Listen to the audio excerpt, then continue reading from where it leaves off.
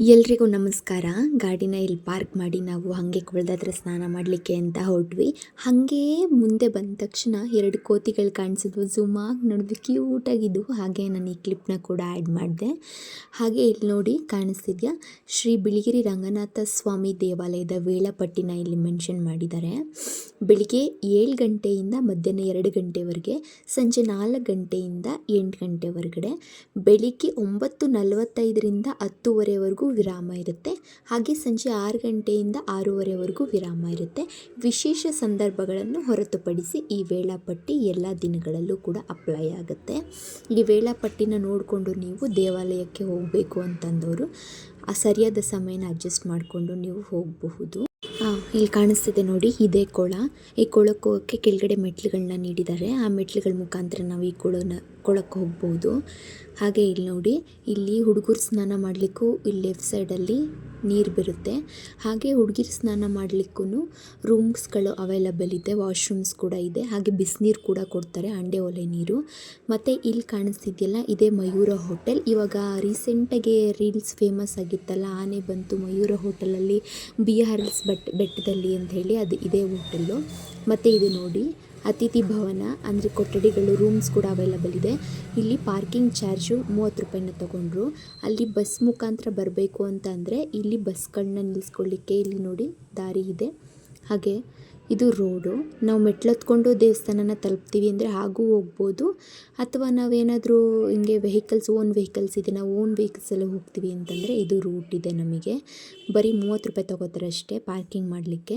ಹಾಗೆ ಇಲ್ಲಿನ ವ್ಯೂ ತುಂಬಾ ಅದ್ಭುತವಾಗಿದೆ. ನಾವು ಕೆಳಗಡೆ ಬಂದಿದ್ದು ರೂಟ್ ಎಲ್ಲ ನೀಟಾಗಿ ಕಾಣಿಸುತ್ತೆ, ಹೇಗೆಲ್ಲ ರೋಡ್ ಇದೆ, ಹೇಗೆಲ್ಲ ಕಾಡು ಬೆಳೆದಿದೆ, ಅಷ್ಟು ನೀಟಾಗಿ ಕಾಣಿಸುತ್ತೆ ಮೇಲ್ಗಡೆಯಿಂದ. ಇದು ಎತ್ತರದ ಪ್ರದೇಶ ಆಗಿರೋದ್ರಿಂದ ಕೆಳಗಡೆ ರೋಡೆಲ್ಲ ನೀಟಾಗಿ ಕಾಣಿಸುತ್ತೆ. ಇದ್ರದ್ದು ವ್ಯೂ ಅಷ್ಟೇ ಅದ್ಭುತವಾಗಿದೆ.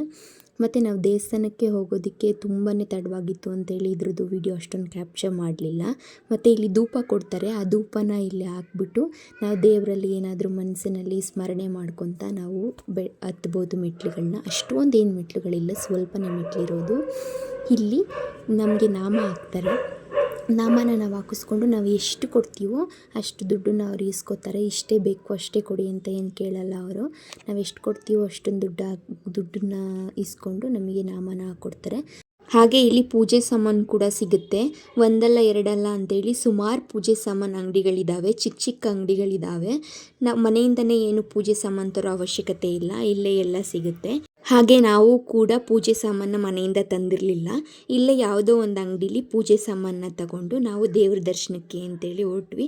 ಹಾಗೆ ದೇವಸ್ಥಾನದ ಒಳಗಡೆ ಕಾಯೆಲ್ಲ ಹೊಡಿಯಲ್ಲ, ಕಾಯೆಲ್ಲನೂ ತೆಂಗಿನಕಾಯೆಲ್ಲ ಇಲ್ಲೇ ಹೊಡಿಸ್ಕೋಬೇಕು. ಮತ್ತು ಪೂಜೆ ಸಾಮಾನು ನಾವೇನು ತಂದಿರ್ತೀವಿ, ಹೂವು ಹಣ್ಣು ಅದನ್ನೆಲ್ಲ ಇಲ್ಲೇ ತಗೋತಾರೆ. ಕಾಯಿನ ಹೊಡೆದು ತೀರ್ಥನ ಒಂದು ಬಾಟಲಲ್ಲಿ ಹಾಕ್ಕೊಡ್ತಾರೆ. ಹಾಗೆ ನಾವು ದೇವ್ರ ದರ್ಶನಕ್ಕೆ ಅಂತೇಳಿ ಎಲ್ಲನೂ ಮುಗಿಸ್ಕೊಂಡು ಹೋದ್ವಿ. ಹಾಗೆ ಇಲ್ಲಿ ಮಕ್ಕಳು ಕರ್ಕೊಂಡು ಬಂದವ್ರಿಗೆ ಯಾವುದೇ ರೀತಿ ತೊಂದರೆ ಇಲ್ಲ. ಫೀಡಿಂಗ್ ರೂಮ್ ಕೂಡ ಇದೆ, ಫುಲ್ ಪ್ರೈವೇಸಿಯಾಗಿ ಇದೆ.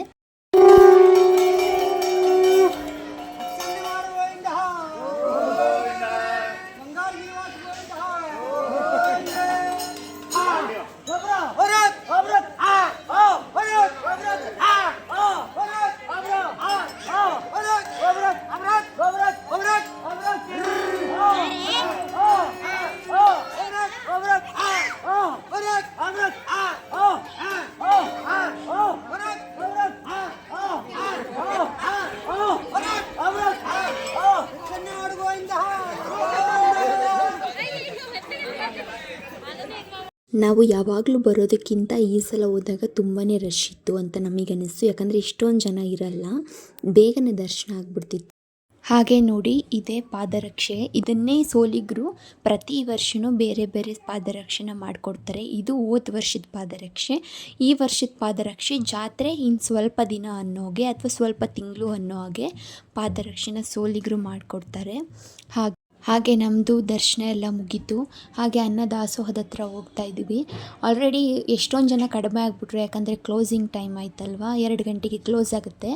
ಅದಕ್ಕೆ ಎಷ್ಟೊಂದು ಜನ ಆಲ್ರೆಡಿ ಕಡಿಮೆ ಆಗಿಬಿಟ್ಟಿದ್ದಾರೆ. ನಾವು ದಾಸೋಹದ ಹತ್ರ ಹೋಗ್ತಾ ಇದ್ವಿ. ಲಾಸ್ಟ್ ಟೈಮ್ ಹೋಗಿದ್ದಕ್ಕಿಂತ ಹೆಚ್ಚಾಗಿ ಈ ಸಲ ತುಂಬಾ ಚೆನ್ನಾಗಿ ಮಾಡಿದ್ದಾರೆ. ಇನ್ನೂ ಇದು ದಾಸೋಹಕ್ಕೆ ಹೋಗೋ ದಾರಿ ನೋಡಿ, ಇಲ್ಲಿ ಎಷ್ಟು ಚೆನ್ನಾಗಿ ಮಾಡಿದ್ದಾರೆ. ದಾಸೋಹಕ್ಕೆ ಹೋಗ್ಬೇಕಾದ್ರೇ ಗೊತ್ತಾಗ್ತಿದೆ ಎಷ್ಟು ಜನ ಇದ್ರು ಗೊತ್ತಾ. ಅಂದರೆ ಪ್ರತಿ ಸಲವೂ ಇಷ್ಟೇ ಜನ ಇರಲ್ಲ, ಸ್ವಲ್ಪ ಜನ ಕಡಿಮೆ ಇರ್ತಾರೆ. ನಾವು ಹೋಗಿದ್ದು ಶನಿವಾರ ಭಾನುವಾರ ಆಗಿರೋದ್ರಿಂದ ಯೂಶ್ವಲಿ ವೀಕೆಂಡಲ್ಲಿ ನಿಮಗೆ ಗೊತ್ತಲ್ವ ಎಷ್ಟೊಂದು ಜನ ಇರ್ತಾರೆ, ಎಷ್ಟು ರಶ್ ಇರುತ್ತೆ ಅಂತೇಳಿ. ಹಾಗೆ ಕೂಡ ನೋಡಿ ಇಲ್ಲಿ ದಾಸೋಹದ ಹತ್ರ ಎಲ್ಲ ಈಸ್ಕೊಂಡು ಅಲ್ಲಿ ಕೊಠಡಿ ಮಾಡಿದ್ದಾರೆ, ದೊಡ್ಡದಾಗಿ ಕೊಠಡಿ ಇದೆ. ಆ ಕೊಠಡಿಲಿ ಯಾರೂ ಊಟ ಮಾಡಿಲ್ಲ. ಆಲ್ಮೋಸ್ಟ್ ಅಲ್ಲಿ ಎಲ್ಲರೂ ಪ್ರಸಾದ ಈಸ್ಕೊಂಡು ಹೊರಗಡೆ ಬಂದು ಸುತ್ತಮುತ್ತ ವಾತಾವರಣ ನೋಡಿಕೊಂಡು ಊಟ ಮಾಡಿದವರೇ ಹೆಚ್ಚು. ಆ ತಂಪಾಗಿ ಗಾಳಿ ಬೀಸ್ತಾ ಇರೋದಕ್ಕೂ ದೇವ್ರ ಪ್ರಸಾದ ಕೈಲಿರೋದಕ್ಕೂ ಆನಂದವೇ ಆನಂದ ಅಲ್ವಾ. ಹಾಗೆ ಎಲ್ಲರೂ ಕೂಡ ಹಾಗೆ ದಾಸೋಹದ ಹತ್ರ ಎಲ್ಲ ಪ್ರಸಾದನ ಈಸ್ಕೊಂಡು ಎಲ್ಲರೂ ಅಲ್ಲಲ್ಲೇ ಕೂತ್ಕೊಂಡು ಪ್ರಸಾದನ ಈಸ್ಕೊಂಡು ತಿಂತಾಯಿದ್ರು. ತುಂಬಾ ಜನ ಇದ್ದರು ಪ್ರಸಾದಕ್ಕೂ ಕೂಡ. ಮತ್ತು ಇಲ್ಲಿಂದನೂ ಕೂಡ ಅಷ್ಟೇ ತುಂಬಾ ಅದ್ಭುತವಾಗಿ ಕಾಣಿಸುತ್ತೆ ವ್ಯೂ ಪಾಯಿಂಟ್. ನಾನು ಆವಾಗಲೇ ಹೇಳಿದ್ನಲ್ಲ ಕೆಳಗಡೆ ಬಂದಿದ್ದು ರೋಡೆಲ್ಲ ಕಾಣಿಸುತ್ತೆ ಅಂತೇಳಿ. ಇಲ್ಲೂ ನಿಂತ್ಕೊಂಡು ನೋಡಬಹುದು ಕೆಳಗಡೆ ನಾವು ಬಂದಿದ್ದು ರೂಟ್ ಹೇಗಿದೆ ಮತ್ತು ಬೆಟ್ಟಗಳು ಯಾವ ರೀತಿ ಬೆಳೆದಿದೆ, ಎಷ್ಟು ಚೆನ್ನಾಗಿ ಕಾಣಿಸುತ್ತೆ ಎತ್ತರ ಪ್ರದೇಶದಿಂದ ಅಂಥೇಳಿ ಅದ್ಭುತವಾಗಿ ನೋಡಬಹುದು ನಾವು. ಅಷ್ಟು ಅಚ್ಚುಕಟ್ಟಾಗಿ ಕಾಣಿಸುತ್ತೆ ಅಲ್ಲಿ ಮೇಲ್ಗಡೆಯಿಂದ. ಇದು ಎತ್ತರ ಪ್ರದೇಶ ಆಗಿರೋದ್ರಿಂದ ಆ್ಯಸ್ ಯೂಶ್ವಲ್ ಕೆಳಗಡೆ ಏನೆಲ್ಲ ಇದೆ ಅಂಥೇಳಿ ನೋಡಬಹುದು ಅಲ್ವಾ. ಹಾಗೆ ಸುತ್ತ ನೋಡಿದ್ರೆ ಬರೀ ಕಾಡು ಕಾಡು ಕಾಡು ಕಾಡು. ನಿಮಗೆಲ್ಲರಿಗೂ ತಿಳಿದಿರೋ ಹಾಗೆ ಪೂರ್ವ ಬೆಟ್ಟಗಳು ಮತ್ತು ಪಶ್ಚಿಮ ಬೆಟ್ಟಗಳು ಎರಡೂ ಸಂಧಿಸೋ ಜಾಗನೇ ಬಿಳಿಗಿರಿ ರಂಗನಾಥ ಸ್ವಾಮಿ ಬೆಟ್ಟ. ಹಾಗೆ ಸೋಲಿಗರಿಗೂ ಹಾಗೆ ನಮ್ಮ ರಂಗನಾಥ ಸ್ವಾಮಿ ದೇವರಿಗೂ ಬಿಡಿಸಲಾಗದ ನಂಟು, ಬಾವಾಜಿ ನಂಟು. ಏನು ಈ ಕತೆ ಬಾವಾಜಿ ಕತೆ ಅಂತ ಹೇಳಿದ್ರೆ, ಸೋಲಿಗ ಜನಾಂಗದ ಕುಸುಮಾಲೆ ಅಂತಕ್ಕಂಥವ್ರನ್ನ ಪ್ರೀತಿಸಿ ಮದುವೆ ಆದ್ರಂತೆ ನಮ್ಮ ರಂಗನಾಥ ಸ್ವಾಮಿ. ಹಾಗೆ ಆ ಜನಾಂಗದವರೆಲ್ಲರೂ ಜಾತ್ರೆ ಸಮಯದಲ್ಲಿ ತೇರು ಎಳಿಬೇಕಾದ್ರೆ ಬಾವಾಜಿ ಬಾವಾಜಿ ಅಂತ ಹೇಳಿ ಕೂಗಿ ಕೂಗಿ ಕೂಗಿ ಬಾಳೆಹಣ್ಣನ್ನು ತಮ್ಮ ಮನಸ್ಸಿನಲ್ಲಿ ಏನು ಹರಕೆ ಇದೆ ಅದನ್ನು ಕೇಳಿಕೊಂಡು ತೇರಿಗೆ ಹೊಡಿತಾರೆ.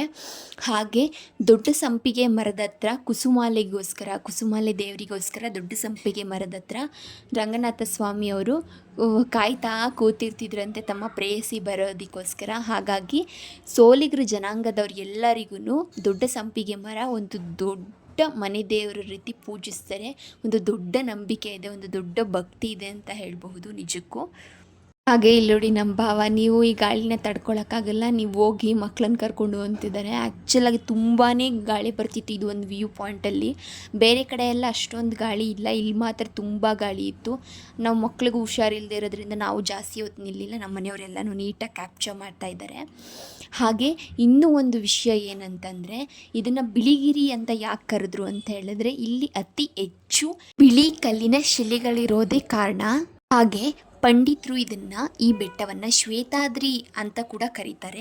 ಮತ್ತು ಟಿಪ್ಪು ಸುಲ್ತಾನರು ಮತ್ತಷ್ಟು ಈ ಜಾಗವನ್ನು ಪ್ರಸಿದ್ಧಿ ಮಾಡಲಿಕ್ಕೆ ಕಾರಣ ಇಲ್ಲಿ ಇರ್ತಕ್ಕಂಥದ್ದು ಶ್ರೀನಿವಾಸ ವೆಂಕಟೇಶ್ವರ ದೇವರು. ಇಲ್ಲಿ ನೆಲೆಸಿರ್ತಕ್ಕಂಥದ್ದು ಈ ದೇವರು ಅಂತ ಹೇಳಿ ಟಿಪ್ಪು ಸುಲ್ತಾನರಿಗೆ ಗೊತ್ತಾದರೆ ಎಲ್ಲಿ ಈ ದೇವಸ್ಥಾನನ ನಾಶ ಮಾಡಿಬಿಡ್ತಾರೋ ಅಥವಾ ಎಲ್ಲಿ ಈ ಸ್ಥಳನ ನಾಶ ಮಾಡ್ತಾರೋ ಅನ್ನೋ ಭಯ ಇದ್ದಿದ್ದ ಕಾರಣದಿಂದಾಗಿ.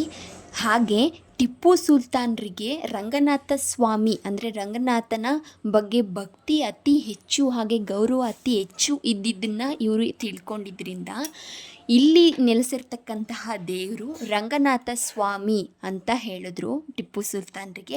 ಹಾಗಾಗಿ ಅವರಿಗೆ ಆ ಭಕ್ತಿ ಇರೋದ್ರಿಂದ ಈ ಸ್ಥಳವನ್ನು ಅತಿ ಹೆಚ್ಚು ಪ್ರಸಿದ್ಧಿಯಾಗಿ ಮಾಡಿದ್ರು ಅಂತ ಹೇಳಿ ಇತಿಹಾಸ ಹೇಳುತ್ತೆ. ಹಾಗಾಗಿ ಈ ದೇವರ ಹೆಸರು ಬಿಳಿಗಿರಿ ರಂಗನಾಥ ಸ್ವಾಮಿ. ಇಲ್ಲಿ ಬರ್ತಕ್ಕಂತಹ ಪ್ರತಿ ಭಕ್ತಾದಿಗಳು ತಮ್ಮ ಕಷ್ಟನೆಲ್ಲ ದೇವ್ರ ಮುಂದಿಟ್ಟು ಪರಿಹಾರವನ್ನು ಪಡ್ಕೊಳ್ತಾರೆ ಅನ್ನೋದು ಒಂದು ನಂಬಿಕೆ ಇದೆ. ಅದೇ ನಮ್ಮ ಅನಿಸಿಕೆಗಳಿಗೆ ಬಿಟ್ಟದ್ದು. ಬಟ್ ಇಲ್ಲಿಗೆ ಬಂದರೆ ನಿಜಕ್ಕೂ ಇಲ್ಲಿನ ವಾತಾವರಣ ಆಗಿರ್ಬೋದು, ಇಲ್ಲಿನ ದೇವಸ್ಥಾನದ ಏನಂತಾರೆ ಸುತ್ತಮುತ್ತ ಇರತಕ್ಕಂತಹ ವಾತಾವರಣ ಆಗಿರ್ಬೋದು, ಎಲ್ಲವೂ ನಮ್ಮ ಮನಸ್ಸಿಗೆ ತುಂಬಾ ಮುದವನ್ನು ನೀಡುತ್ತೆ, ತುಂಬಾ ಖುಷಿಯಾಗುತ್ತೆ, ಹಾಗೆ ತುಂಬಾ ಮನಸ್ಸಿಗೆ ನೆಮ್ಮದಿ ಸಿಗುತ್ತೆ. ನೀವು ಎಲ್ಲರೂ ಒಂದು ಸಲ ಇಲ್ಲಿಗೆ ಬಂದು ವಿಸಿಟ್ ಮಾಡಬೇಕು, ಆವಾಗ ನಿಮಗೆ ಇದರ ಅನುಭವ ತಿಳಿಯುತ್ತೆ. ಮತ್ತು ದೇವಸ್ಥಾನದಿಂದ ಲೆಫ್ಟ್ ಸೈಡಿಗೆ ಅನ್ನದಾಸೋಹ ಇದೆ ಅಂತ ಹೇಳಿದ್ನಲ್ಲ, ಈ ಅನ್ನದಾಸೋಹದ ಹತ್ರನೂ ಅಷ್ಟೇ ಎಷ್ಟು ಚೆನ್ನಾಗಿ ವ್ಯೂ ಪಾಯಿಂಟ್ ಕಾಣಿಸುತ್ತೆ ಅಂತ ಹೇಳಿದ್ರೆ ನೀವು ಇಲ್ಲೆಲ್ಲ ನೋಡಬಹುದು. ನೋಡಿ ಎಷ್ಟು ಚೆನ್ನಾಗಿ ಬೆಟ್ಟಗಳು ಕಾಣಿಸುತ್ತೆ ಮತ್ತು ಕೆಳಗೆ ಬಂದಿದ್ದು ನಾವು ರೋಡ್ ಕಾಣಿಸುತ್ತೆ. ಎಷ್ಟು ಅದ್ಭುತವಾಗಿದೆ ಇಲ್ಲಿನ ಪ್ಲೇಸು ಅಂತೇಳಿ ನಿಮಗೆ ಗೊತ್ತಾಗುತ್ತೆ. ಹಾಗೆ ನಮ್ಮ ಕರ್ನಾಟಕದಲ್ಲಿರ್ತಕ್ಕಂತಹ ಇದು ಒಂದು ಒಳ್ಳೆ ಪ್ಲೇಸ್ನ ಯಾರು ಮಿಸ್ ಮಾಡ್ಕೋಬೇಡಿ. ಸಾಧ್ಯವಾದಷ್ಟು ಎಲ್ಲರೂ ಈ ದೇವಸ್ಥಾನಕ್ಕೆ ಬಂದು ನೋಡಿ ಆನಂದಿಸಿ ನಿಮ್ಮ ಕಷ್ಟಗಳನ್ನೆಲ್ಲ ಪರಿಹರಿಸ್ಕೊಳ್ಳಿ. ಈ ವಿಡಿಯೋ ನಿಮಗೇನಾದರೂ ಇಷ್ಟ ಆಗಿದ್ದರೆ ದಯವಿಟ್ಟು ಒಂದು ಲೈಕ್ ಮಾಡಿ, ಶೇರ್ ಮಾಡಿ, ಸಬ್ಸ್ಕ್ರೈಬ್ ಮಾಡ್ಕೊಳ್ಳಿ. Thank you so much.